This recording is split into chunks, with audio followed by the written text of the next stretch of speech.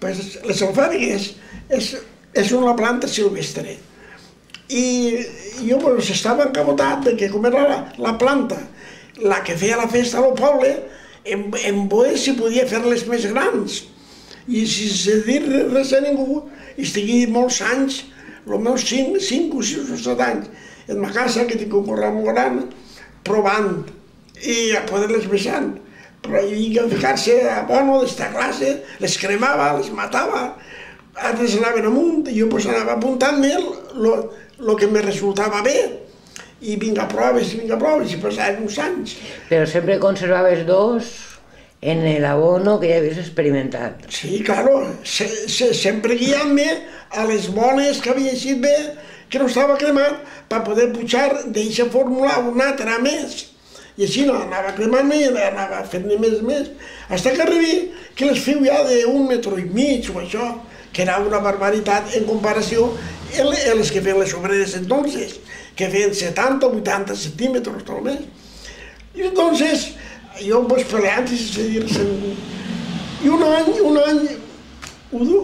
dels pares de les obreres, que li diuen el Parsaro, que ja moria, en pau descanse, vinguem a casa i diu, a veure si el fa bé. Diu, per lo menos per la festa, penjéssim-nos en d'eixes dos i per portar la sella darrere, perquè la gent veig això. Jo dic, no, és que se posen d'eixa, el regalen. I estigui 4 anys regalant-les. Fins que entonces, ja el poble tot se dona compte que eren més grans els que feia jo, i parlaven de l'alcalde, entonces, perquè parlaren amb mi. Te'n recordes quin alcalde era? No recorde. Qui era antes? Alufre? Antes de Cremades. Alufre? Alufre i Paco el Chato. Ells vingueren a parlar amb mi perquè jo que les criara. Oficialment? Oficialment. Criar jo totes les alfàbigues.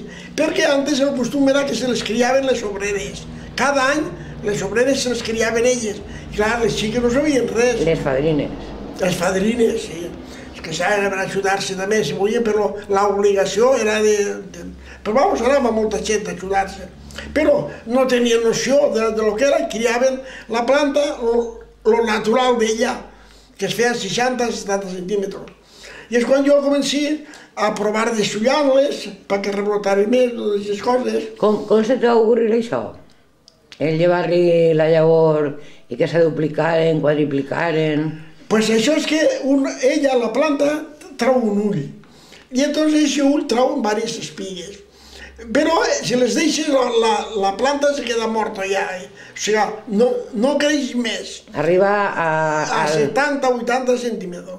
Entonces, si trenques la llavor per baix, quan ella naix, entonces ella rebrota.